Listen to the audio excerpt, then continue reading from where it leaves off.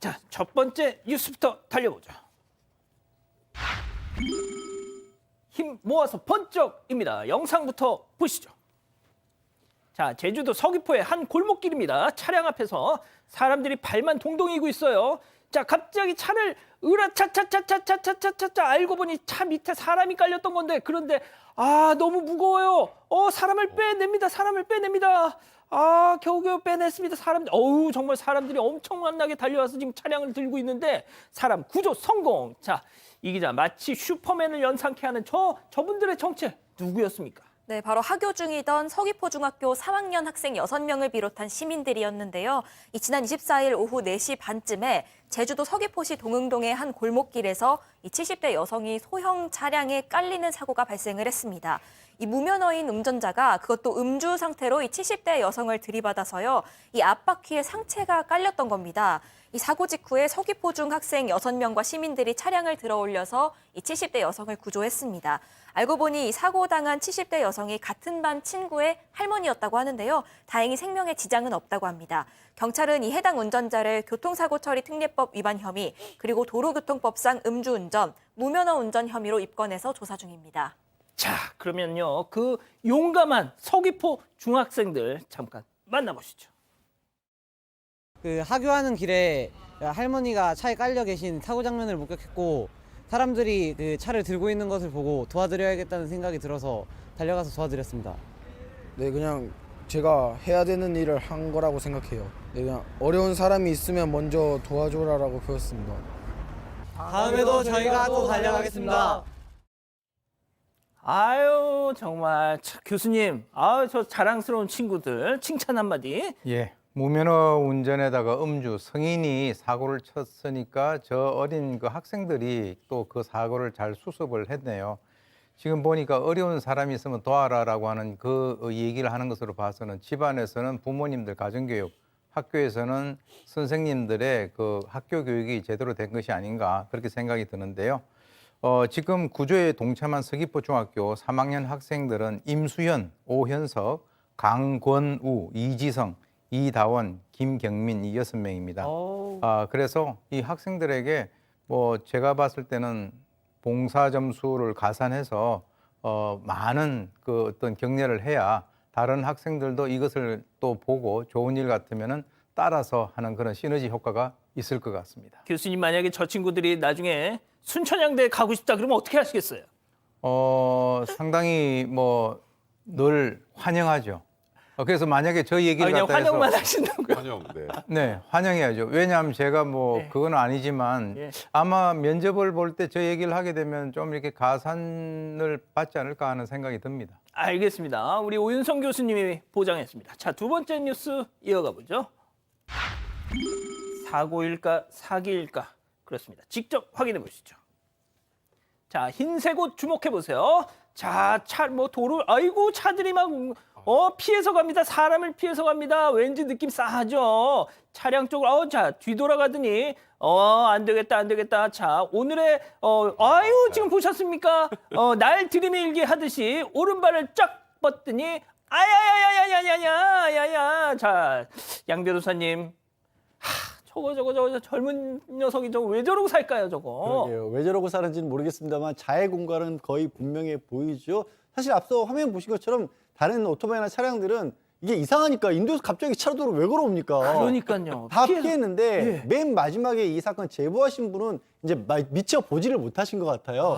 그래서 운 나쁘게 저 젊은 왜 저러고 사는지 모르는 녀석에게 걸린 거죠. 예. 그래서 이게 내려가지고 이렇게 보니까 뭔가 걸린 것 같아서 보니까 이 사이드 백미러를 보니까 뒤에 손짓을 하더라는 거예요. 예. 가봤더니 이제 다쳤다 이런 주장을 해서 이거 고의 사고 같다. 본인이 보기에도 이상하잖아요. 근데 어쨌든 이제 일이 커지는 게 좀 귀찮을 수도 있고 하셔서인지 내리셔서 경찰 오기 전에 이 합의를 그냥 보셨다고 합니다. 자, 혹시 백 변호사님, 한방병원 입원하겠다 그런 거 아니에요, 또? 저기서 한방병원 입원했으면은 잡히죠. 그게 무슨 뜻이냐면 일단 합의금으로 내가 저 출근도 못 할 것 같고 좀 다쳤으니까 병원 가야 되니까 30만 원만 달라고 처음에 요청을 하더랍니다. 30만 원이면 너무 하니까 보험회사 연락하겠다. 예. 근데 보험회사에서 저 보험 바로 알지 않겠어요? 그렇죠. 저 형사처벌해요 바로. 그러니까 이제 깎아주기 시작합니다. 예. 단가를 계속 낮추다가 허허. 결국 10만 원 보험 처리 없이 10만 원을 받고 그냥 갔는데 나중에 이제 지금 저희가 보고 있는 CCTV 영상을 저 제보자분이 확인해 보니까 이건 누가 봐도 고의사고잖아요. 예. 저거는 빨리 신고하셔서 예. 저 남성 잡아야 될 것 같아요. 저기서만 하겠습니까?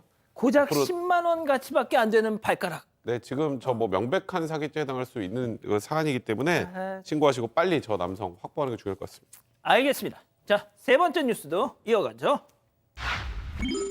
수상한 트럭입니다. 자, 새벽 주민센터 앞에 나타난 아주 음침하고 수상한 트럭 영상 보시죠. 자, 너무나도 야심한 새벽 3시입니다. 트럭이 등장하죠. 자, 갑자기 멈추더니 자, 주민센터 앞에서 사람들이 뭔가 자, 트럭에 실린 상자들을 저렇게 내려놓습니다. 건물 앞에 옮겨 놓습니다. 차곡차곡 쌓이는 상자들 혹시 이거 던지기 수법인가요?가 아니라 저분들 주민센터에 몰래 기부 물품을 놓고 가시는 겁니다. 세상에 교수님. 예? 네, 지금 연말이 이제 다가오니까 이런 훈훈한 소식이 들어오기 시작을 하는 것 같습니다. 사실 이 어려운 그 여러 경험이 있는 사람들이 어려운 사람들의 사정을 잘 알고 이렇게 돕는 것인데요. 지금 이제 실제 저기에 그 트럭에서 놔둔 것만 보니까 지난 18일 새벽 3시 40분인데요.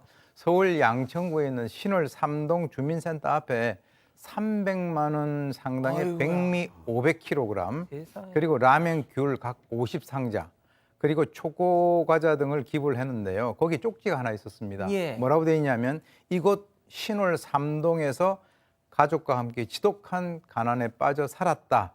지금 살고 계시지는 않을 수도 있는 것 같은데 예. 자관 이 작은 따뜻함이 많은 사람들에게 전달되길 바란다라고 쪽지를 남겼는데요. 내일 추위가 다가온다라고 하는데 이런 소식을 들으면 그 추위가 점점 훈훈해진다 이런 느낌이 듭니다. 그러니까요. 자, 이 기자 그런데 이 주민센터에 지난 2월에도 비슷한 일이 있었다고요? 네, 맞습니다. 지난 2월 23일에도 이 신월 3동 주민센터에 비슷한 일이 있었는데요. 이 당시에 누군가 민원 창구에 현금 200만 원과 함께 기적이 일어나길 기원합니다라는 내용의 쪽지를 두고 간 겁니다. 그런데 그때 당시 쪽지에 적혀있던 이 필체와 이번 기부 물품에 있던 쪽지 필체가 비슷했던 거예요. 그러니까 같은 기부자가 두 차례에 걸쳐서 선행을 했을 가능성이 높은 건데 이 앞서 전달받은 현금 200만 원은 어려운 학생들에게 장학금으로 전달했습니다. 또 양천구는 이번에 기부된 쌀과 라면은 기초생활보장수급자나 관내 취약계층에게 전달할 예정이라고 합니다. 그렇군요. 자, 네 번째 뉴스도 달려보겠습니다. 7년 6개월 만에 컴백입니다. 자, 나나나나나나 그거 아시죠? 엉덩이 춤으로 우리의 기억 속에 선명하게 남아있는 카라. 조금 전 6시에 정각에 신곡이 나왔다는데 이 기자 드디어 돌아왔습니다. 네, 맞습니다. 오늘 오후 6시에요. 이 걸그룹 카라가 스페셜 앨범인 무브 어게인을 발표했습니다. 이 앨범에는 원년 멤버인 박규리 씨와 한승연 씨, 그리고 2014년에 팀을 떠났던 니콜 강지영 씨, 그리고 3기 멤버인 허영지 씨가 함께 했는데요. 무려 7년 6개월 만에 컴백입니다.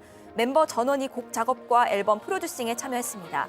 또 앞서 지난 27일에는 타이틀곡 When I Move의 뮤직비디오 티저가 공개가 됐는데 이 해당 영상에 멤버들이 축배를 들고 있는 모습이 담긴 겁니다. 그런데 이때 주인 없는 잔 하나가 포착이 됐는데요. 일각에서는 이 잔이 앞서 숨진 구하라 씨를 위해 둔 것이 아니냐 이렇게 추측을 하면서 고인을 그리워하기도 했습니다. 예, 저희가 이제 뭐 단순히 카라 컴백했다고 그 소식을 전해드리려고 준비했다기보다 바로 저 지금 보신 장면, 그러니까 구하라 씨, 고인이 된 구하라 씨를 이렇게 추억하면서 멤버들이 저렇게 빈 와인잔, 빈자리를 이렇게 마련해 놓은 저 모습을 보고 많은 분들이 좀 많은 깊은 인상을 받으셨다고 하더라고요. 그래서 한번 이 소식 준비해 봤습니다. 자, 다음 뉴스 이어가죠. 자, 회사에서 먹고 갈게. 자, 오늘은 어떤 사연일까요? 네, 회사에서 저녁을 먹고 오겠다는 남편 때문에 서운하다는 아내의 사연인데요. 이 둘은 맞벌이 부부입니다. 그런데 이 남편 회사 같은 경우에는 삼시세끼를 제공하고 아내 회사는 그렇지 않은데 그렇기 때문에 지금까지 남편은 아침, 점심은 회사에서 먹었고 저녁은 퇴근 후에 아내와 함께 먹었던 겁니다. 그런데 이 아내는 식사 준비를 하고 남편은 설거지 담당을 맡아왔는데 어느 날 이 남편이 앞으로는 회사에서 저녁까지 다 해결하겠다 이렇게 선언을 한 겁니다. 이 남편이 든 이유로는 무료 식사인데 마다할 이유가 없다. 그리고 매일 설거지하는 게 귀찮다. 이렇게 두 가지였는데요. 이 아내는 저녁 시간이 부부가 유일하게 함께할 수 있는 시간이었는데 절대 양보할 수 없다는 입장입니다. 자, 기다리고 기다렸던 부차 핸즈업 타임. 우리 가족 여러분들도 채팅창에 OX로 함께 참여해 보시죠. 하루 중 유일하게 말 섞는 시간이 저녁 식사 때인데 그것도 건너뛴다고 너 설거지 하기 싫어서 그런 거야? 아니면 애정이 식은 거야? 너 휴대폰 내놔봐. 동그라미. 야야야야. 알겠습니다. 저랑 다를 줄 알았어요. 자, 회사에서 먹고 가면 돈도 아껴. 나도 편해, 너도 편해. 칭찬은 못 해줄 망정. 뭐가 불만이야. 그리고 진짜 이 말까지는 안 하려고 했는데 네가 차려주는 밥 진짜 맛없어, X. 그 마지막에 좀 걸리긴 하는데. 예, 마지막에 좀 걸리긴 하는데. 예, 좋습니다. 자, 이거는 그럼 일단 우리 백 변호사님부터. 아니, 그러니까 이게 원래부터 그냥 예를 들어서 가정이 굉장히 어려워서 회사에서 저녁을 먹고 와서 그걸로 서로 아끼고 합의하에 진행되면 상관이 없는데 예전부터 회사에서 저녁을 줬던 것 같거든요. 근데 갑자기 지금 밥을 먹고 오겠다는 거잖아요. 그거는 아내랑 같이 밥 먹는 게 싫거나 이제 그거보다 좀 덜한 거는 설거지하기 싫어서 그런 건데 사실 하루 종일 떨어져 있다가 저녁에 유일하게 대화를 나눌 수 있는 시간이 저 함께하는 저녁 식사 시간인데 그것도 안 하겠다고 하는 거는 가정을 포기하겠다는 소리죠. 예, 교수님. 예. 일단 저렇게 되면 식구가 아니에요. 먹을 식자에다가 입구자거든요. 그러니까 이제 이 식구라고 하는 것은 같이 밥을 먹는 건데 하루 세 끼를 다 따로 먹으면 지금 저분이 결혼한 지 몇 년 되셨는지 잘 모르겠는데 좀 이렇게 약간 마음이 변한 것 같아요. 만약에 결혼해서 처음에 아마 같이 먹자 그러면은 뭐 회사에서 5끼를 준다 하더라도 안 먹고 왔을 텐데 지금 뭔가 마음의 변화가 있는 것이 아니냐. 물론 뭐 이 사람이 얘기하는 뭐 실용성 차원에서는 내 새끼 다 주니까 돈도 전략하고 좋다라고 하는데 이 사람들은 말이죠. 큰 일이 일어나기 전에 작은 일로 뻐그러집니다.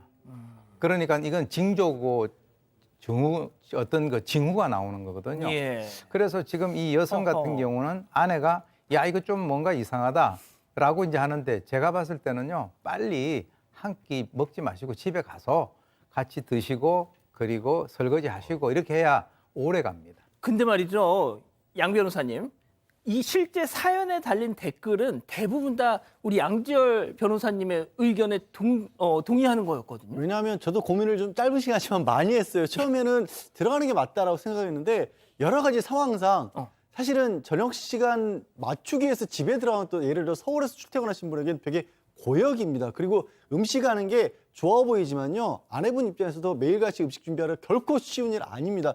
저는 노동은 가사노동은 가능하면 줄였으면 좋겠거든요. 오히려 저녁 시간들을 서로 편하게 지내고 그다음에 설거지나 식사 만드는 시간에 들어가는 에너지 아껴서 대화하면 훨씬 더 대화가 좋을 수도 있고요. 주말에 식사 같이 하시면 되는 거거든요. 저는 그래서 입장을 사실은 살짝 바꾼 거예요. 처음에 생각했던 것보다. 저분이 서울에 계시면 야 저녁 식사 맞춰서 퇴근해서 퇴근 시간에 6시간에 지옥철 시달려서 간다? 지하철 파업도 한다는데?